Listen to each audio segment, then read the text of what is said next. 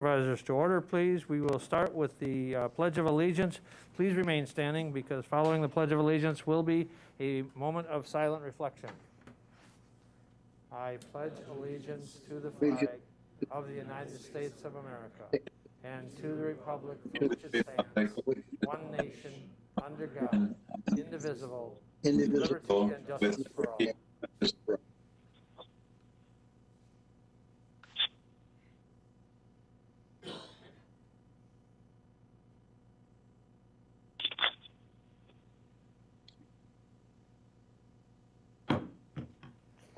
Thank you. Amen. I would like to request the clerk have a reading of the notice, please. The educational and annual meeting and budget hearing of the Marathon County Board of Supervisors, composed of 38 members, will convene at the Marathon County Courthouse Assembly Room, 500 Forest Street, Wausau, on Thursday, November 4th at 7 p.m., and the agenda was duly signed and posted. Thank you. I would like to request everyone put your electronic devices, cell phones, and others on silent or vibrate as to not be an interruption to the meeting, and I thank you for complying with that. And I would now ask the clerk to call the roll, please. Arstead. Here. Beestrom.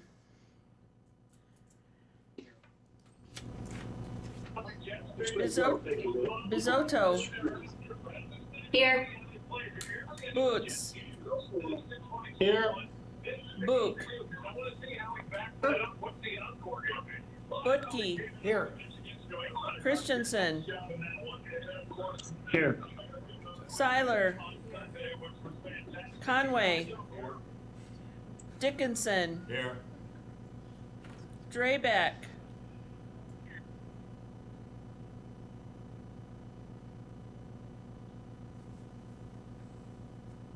Pfeifrick. Here. Fisher. Here. Gaber.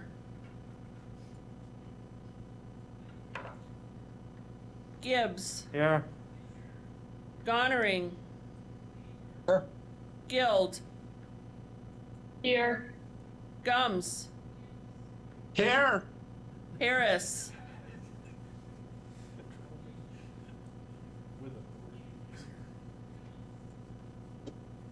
Jacobson. Here. Johnson. Here. Krause. Here. Lamont. Here. Longenhan. Here. Leahy. Here. Lowe. Here. Mask. Here. McEwen. Here. Oberbeck. Opal. Here. Robinson. Here. Rosenberg. Here. Seafelt.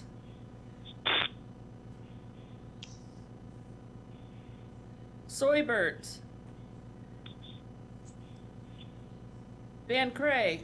Here. Bull.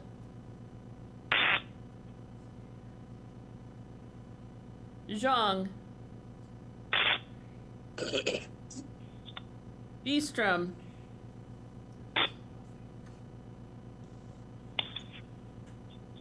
Gaber. Harris.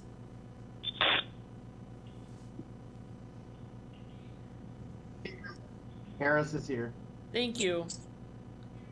Seafelt. Soybert.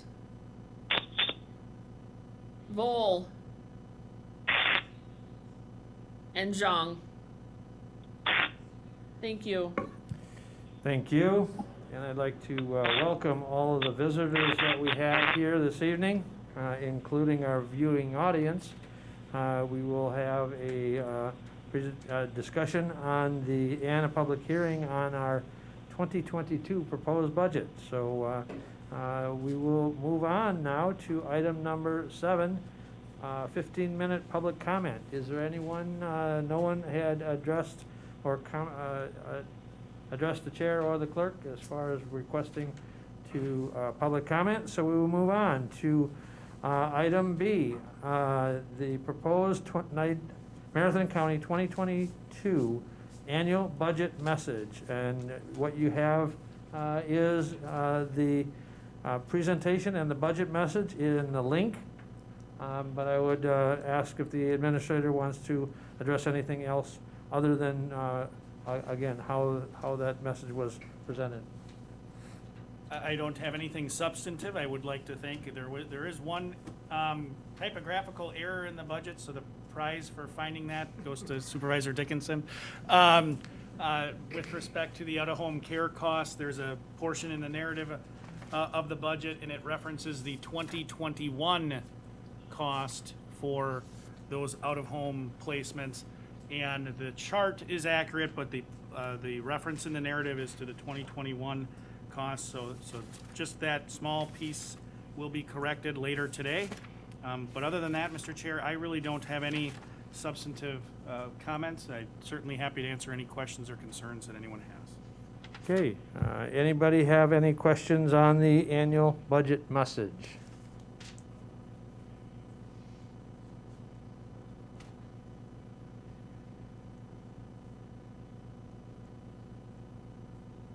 And the same is true then for the presentation. The presentation has been recorded and is linked to in the agenda.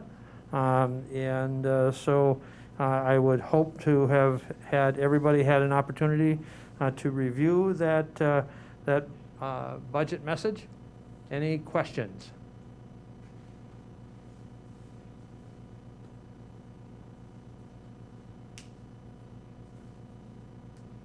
Any questions?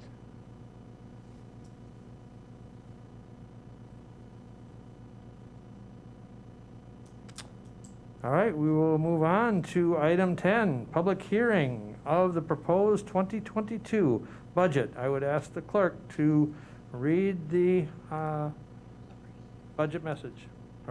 Excuse me. Go ahead. The following is a summary of the tentative 2022 budget.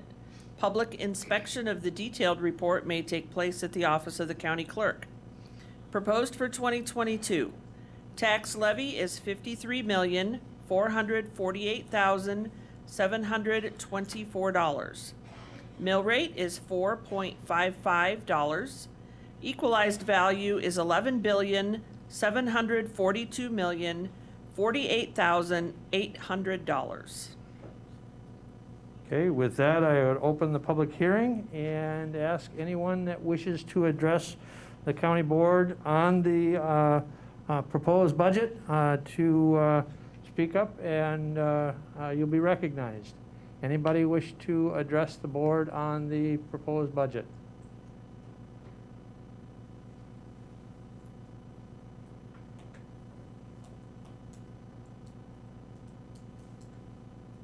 Well, the administrator and the finance department and the HR finance committee must have done such a great job that no one has any questions, and the presentation answered everybody's questions. So, again, I'll ask a second time, is there anybody wishing to address the board on the proposed budget for 2022?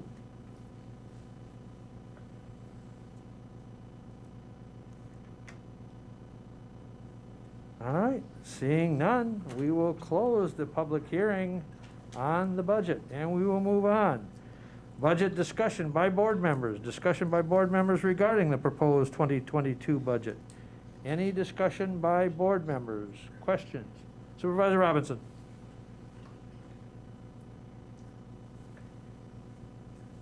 I want to just commend the administrator and finance department and others for their work on the budget. I think the fact that we're here for the first time in years without a lot of debate and discussion is reflective of the effort that went into developing the budget, and I think they should be commended.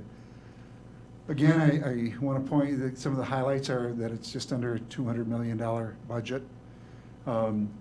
We are trying to address most of our capital needs through the capital improvement plan with the new process. And we look forward to the continued work of Supervisor Leahy and her work group on trying to develop and define a policy going forward. There are some challenges in there, and also not in the budget is how we will be allocating and prioritizing the use of the American Rescue Plan Act dollars. We hope to have that come out in the near future to address ongoing needs for infrastructure such as broadband and other needs in the community. So we look forward to it. But I would like to just highlight one discussion that is taking place that is not in there. We have talked about the effort to move the $21,000 out of university extension funding for a position into the administrator's office in the thought that that would give us more control over the person. There are discussions that are taking place on how to best fill that position, and some of those discussions will involve potentially the future use of extension. The advantage of extension is that the $21,000 leverages an equal amount of state support for funding that position. There are concerns, however, that there are limitations on what that position can do, and we are hopeful that that position will work with broadband, and we're evaluating options, so we may be back to this board asking for clarification or a transfer in the future should we find that this is the best solution. I wanted to make you aware that those discussions are taking place. We know that we need to identify gaps in service areas to position ourselves for future grant applications. We know that there will be a lot of work associated with that.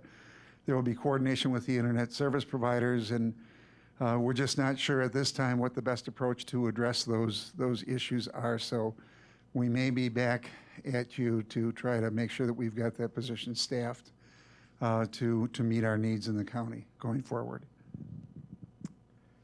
Okay, thank you. Any other discussion? Any other discussion on the proposed 2022 budget?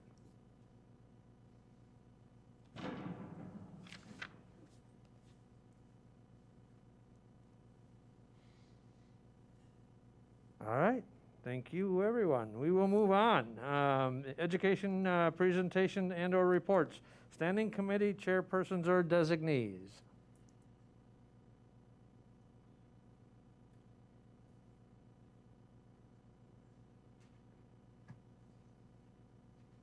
All right, we will move on for educational discussion regarding agenda items for Tuesday, November 9th, 2021.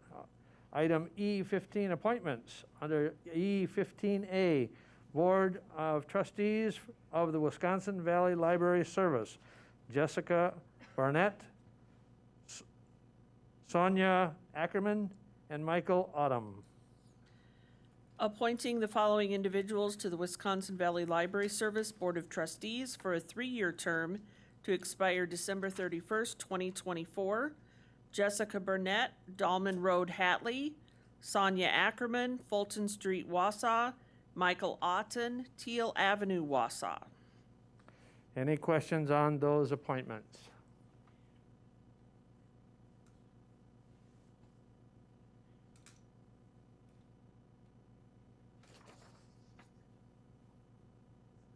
Okay, we will move on then to discussion on ordinances. Item E, 16A, amending section 19.07 of the Marathon County General Code of Ordinances, Ordinance 40-21. This is a ordinance change that governs the presence of animals in parks for service animals. Any questions? We also have the Parks Director here with us this evening, if anybody has any questions on the proposed change. Supervisor Johnson.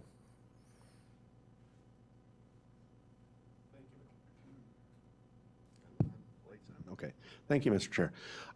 So the change is to add service dogs as permissible? Just wanted to make that clear, correct? Or it is to exclude dogs except, or animals except service dogs? We'll let the Parks Director come up and explain the change.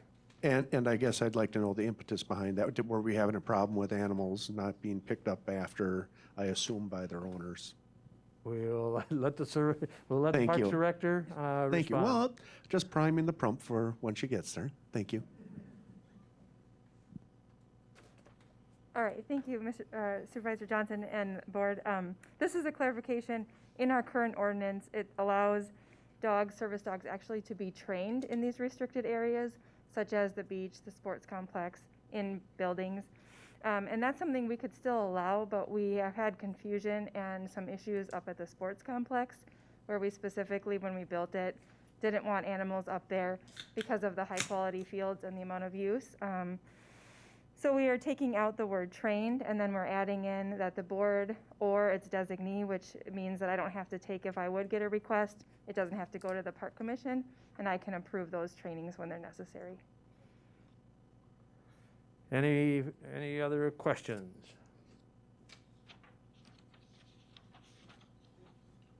All right, we will move on to resolutions.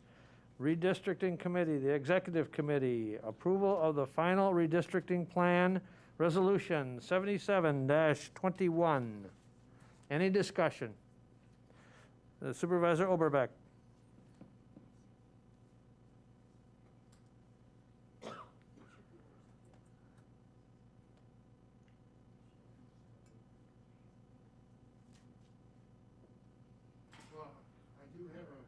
No, you got to use a mic because otherwise it doesn't come through for the viewing audience. Sorry.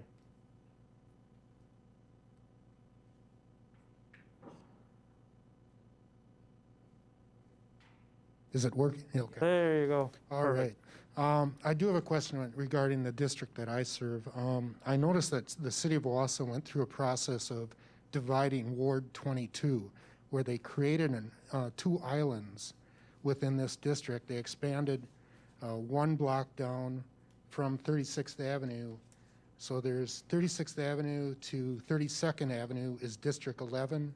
Then 32nd Avenue to 28th Avenue is to District 9. So there's two L shapes in there. But it's not contiguous, or it's not adjacent to their own districts. I question this. One question is, there's an alderman that lives on 28th Avenue that serves District 9 right now. But I think it's in the best interest of the district to be serving, I guess, adjacent areas rather than for a personal political gain, basically.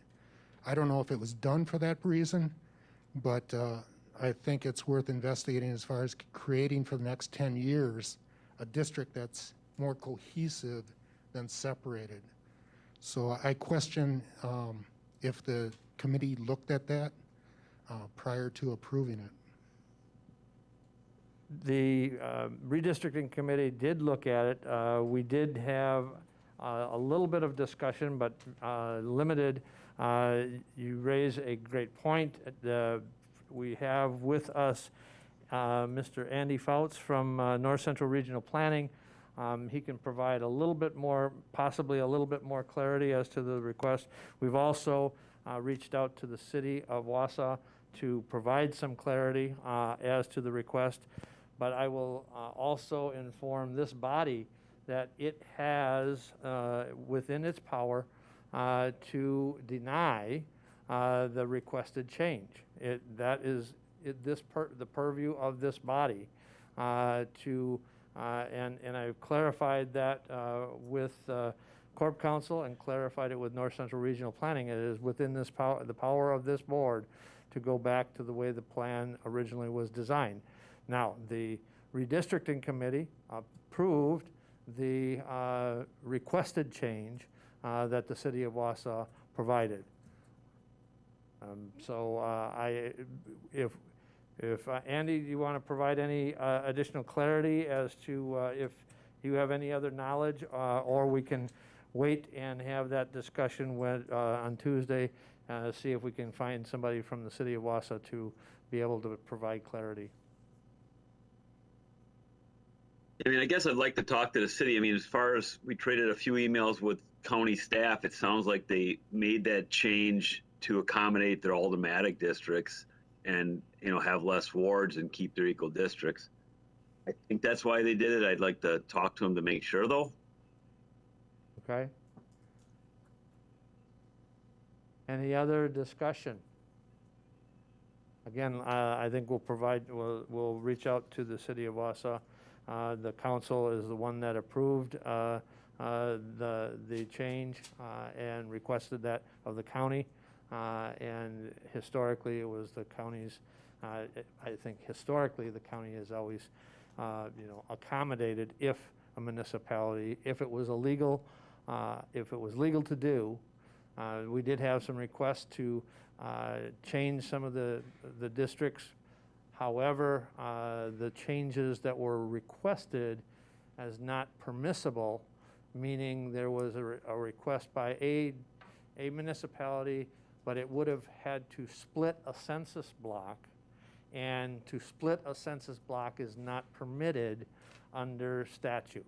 So you cannot split a census block. The whole census block that the Census Bureau has created has to be in or out. There's no splitting of those census blocks.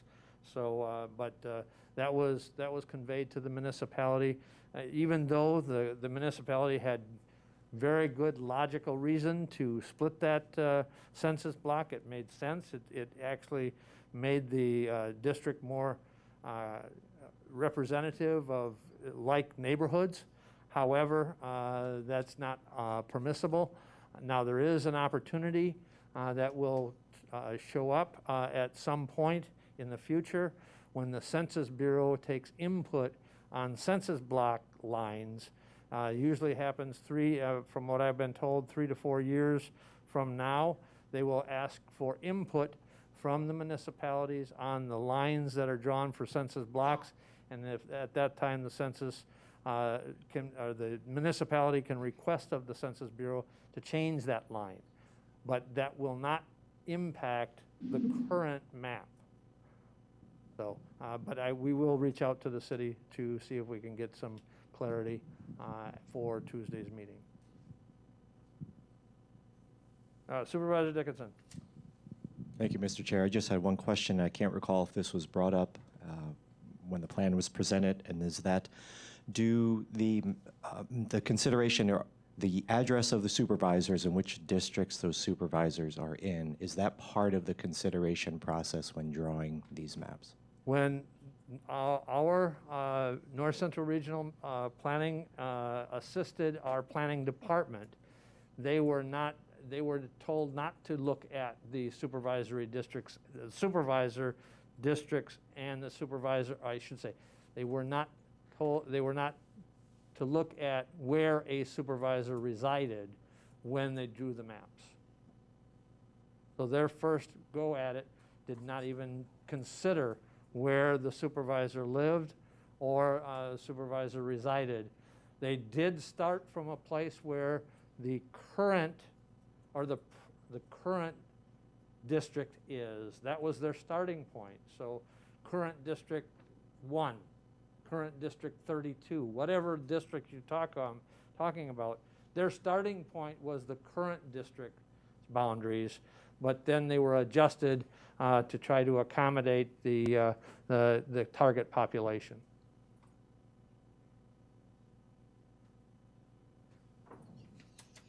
Other discussion?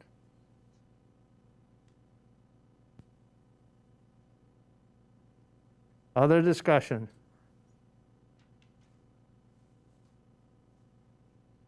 Okay, so on Tuesday, we will see if we can get a response and someone to respond from the city of Wausau. There was one other proposed change, and that change was requested by the village of Weston to move one of the proposed lines. Okay. We will have the public hearing on the redistricting plan on Tuesday, and then at some point we will hopefully vote on the new districts as presented.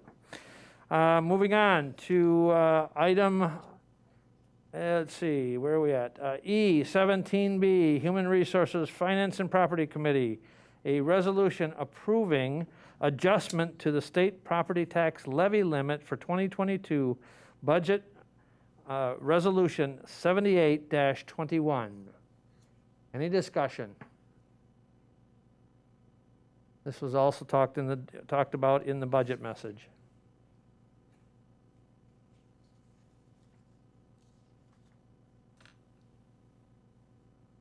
Now, just so everyone knows, and a note, if anybody is unable to attend next Tuesday's meeting, it is imperative that you let me know as soon as possible. This portion of the resolution, or this resolution, 7821, does require a 3/4 majority vote of the board. This is a supermajority requirement because this is an adjustment, a one-time adjustment that has been allowed by the Wisconsin Department of Revenue.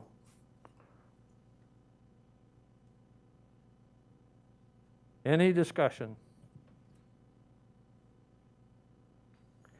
Okay, we will move on to item E, 17B2, the Budget and Property Tax Levy Resolution.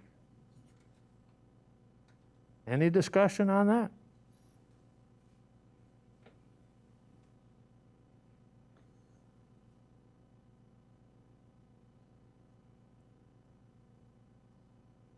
All right, then we will move on to E, 17B3, establishing salaries for the County Board Supervisors for 2022 and 2023 pursuant to Rule 2.01, Parent 19, Resolution 80-21. The resolution is not in your packet. Finance is taking that up on Tuesday and will present that to the board on Tuesday. The administrator would like to address that. Mr. Chair, there is a draft resolution in the packet on page 18. Okay. Just to clarify the resolution, and if there are issues with it, they are solely mine. I put a heading on it that it's drafted with the assumption that there's no modifications to the initial resolution as provided by the rule you referenced, Mr. Chair, Rule 19. But as you indicated, this is being this issue is being looked at by HR, Finance, and Property at its next meeting. If there are changes made by that committee's action, of course, that resolution would change. But based on the current rule, the current board rule that exists, Rule 19, that is the draft resolution with that 3% increase as provided for by rule. Okay, so the way it's being presented is Rule 19 would provide a 3% increase to the supervisor's salary annually moving forward. If I may offer one more Go thing, ahead. Mr. Chair, I apologize. The rule provides for that increase, however, as dictated within the resolution, it needs to be approved by the board. Okay, yep. So any discussion on that?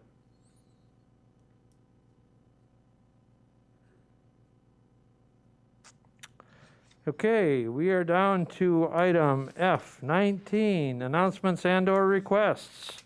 I have several announcements.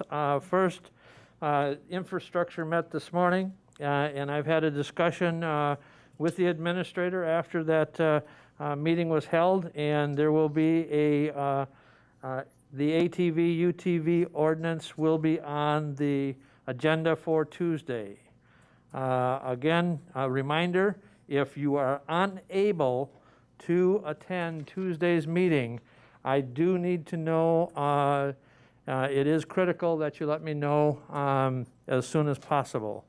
Also, please, the clerks asked me to announce that if you're here in person, please check your mail. And if you haven't done so, the clerk has sent out an email about candidacy paperwork. And if you wanted pre-printed candidacy paperwork, please respond to that email as soon as possible so that she might have those available for next Tuesday. Any other announcements and/or requests?